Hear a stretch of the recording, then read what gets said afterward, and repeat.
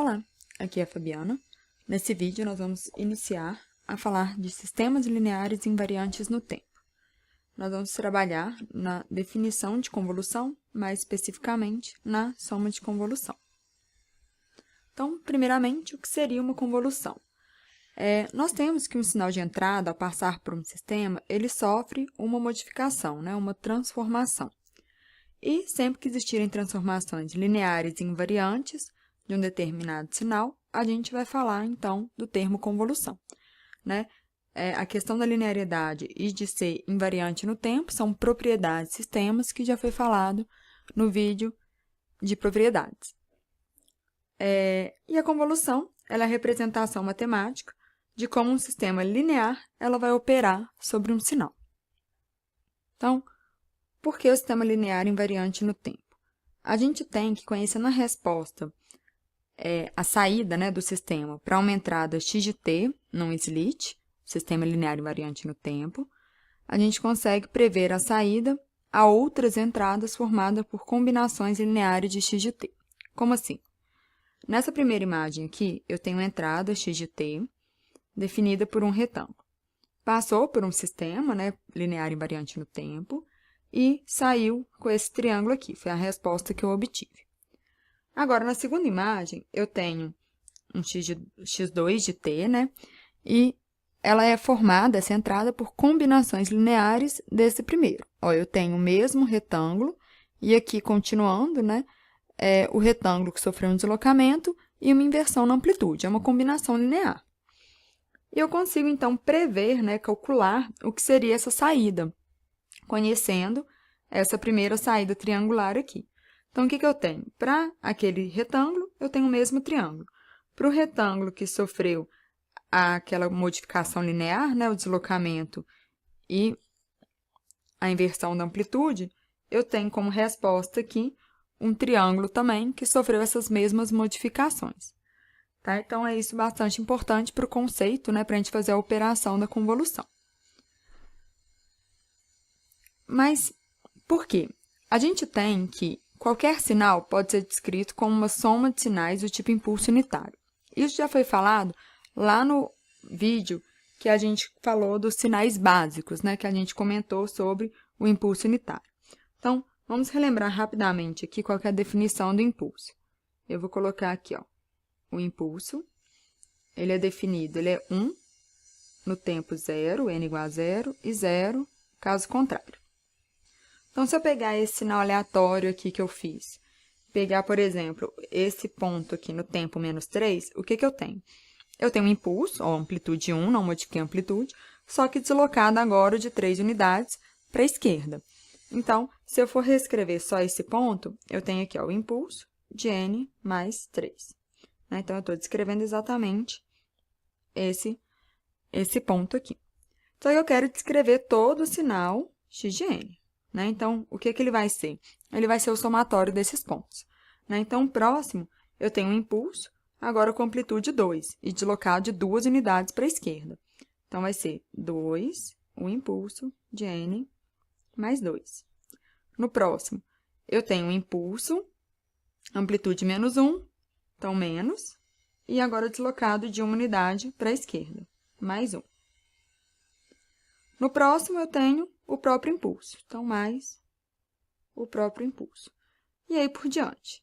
Eu já tenho aqui no próximo slide, já pronto, todo aquele sinal x de n que a gente começou a descrever. Então, terminando aqui no tempo 2, eu tenho amplitude 3, deslocado de 2 unidades para a direita agora. No tempo 3, amplitude menos 1. E no tempo 4, deslocamento de 4 para a direita, eu tenho amplitude 1.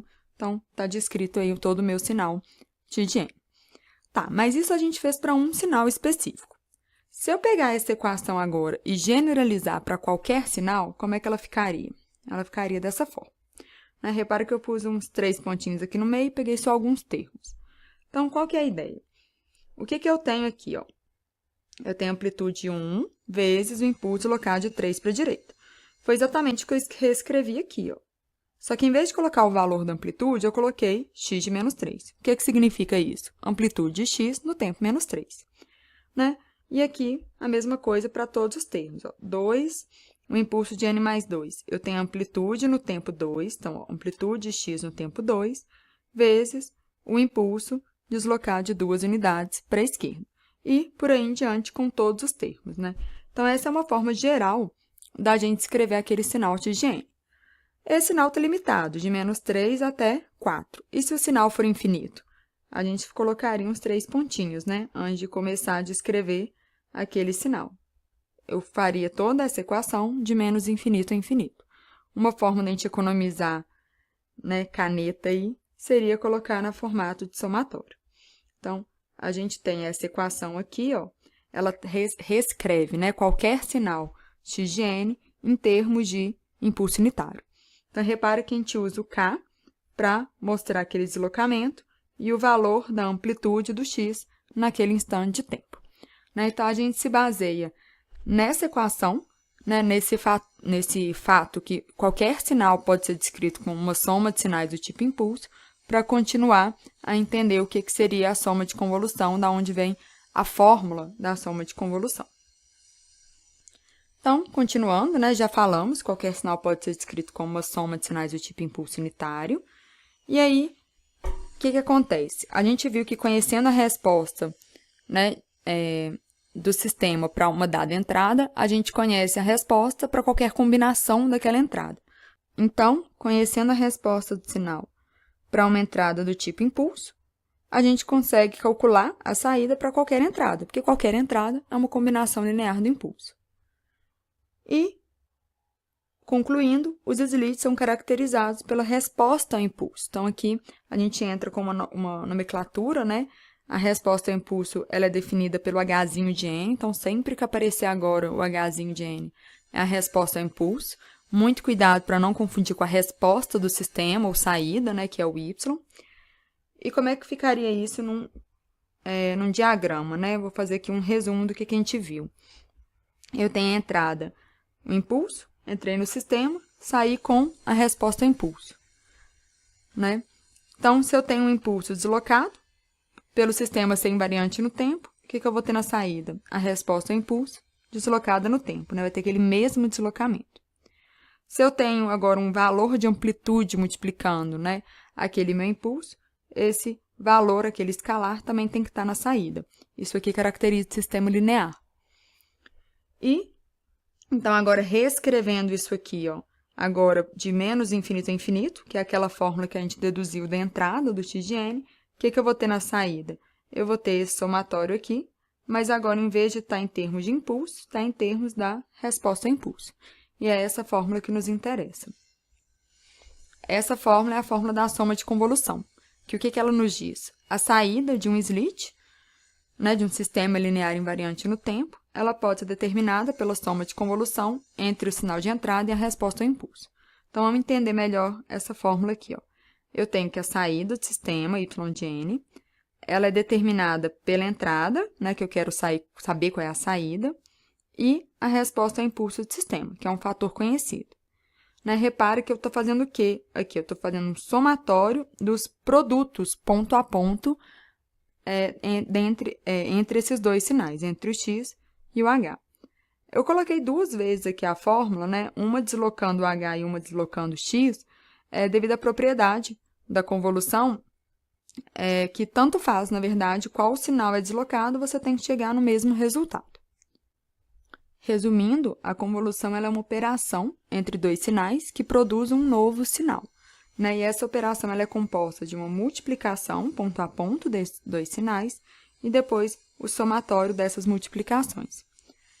Para finalizar aqui esse vídeo, eu peguei um exemplo baseado em imagem para ficar mais claro, às vezes, enxergar melhor o que seria essa operação. Obviamente, não seria aquela equação específica, né? Porque aquela equação é para sinais de uma dimensão, a imagem tem duas dimensões, mas a ideia da convolução é a mesma. Então, o que a gente tem aqui?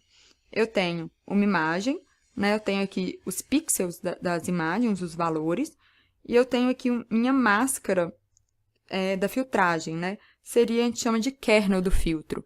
Então, seria a minha resposta ao impulso do filtro, do sistema. Né? A resposta ao impulso ela pode ter um nome para cada aplicação. E a gente tem na filtragem o kernel de convolução, o kernel de filtro, é um desses nomes. Então, como é que a gente faz essa operação? Como é que seria essa filtragem, né? Minha imagem original, ela passa pelo filtro, gera uma imagem resultante. Então, aqui eu tenho os valores da minha imagem e aqui eu tenho os valores da minha resposta ao impulso. Ponto a ponto, ocorre a multiplicação, né? Tá aqui o rascunho, né, dessa operação, ó, eu estou pegando esse 0, multiplicando por 4. Estou pegando esse 0, multiplicando por 0. Ponto a ponto, eu multiplico aqueles valores. E depois eu faço o quê? O somatório. É o que a gente viu, a soma de convolução soma aquelas multiplicações. Eu faço o somatório dessas multiplicações ponto a ponto, e o resultado final é o que me interessa. O resultado final que vai substituir o pixel lá na saída. Que é isso que acontece. A gente multiplica, soma e pega um valor no tempo, né? Nesse caso, 1 pixel, e substitui por aquele resultado. Nesse vídeo, a gente começou a falar sobre sistemas lineares invariantes no tempo e falamos sobre a definição da soma de convolução. Até!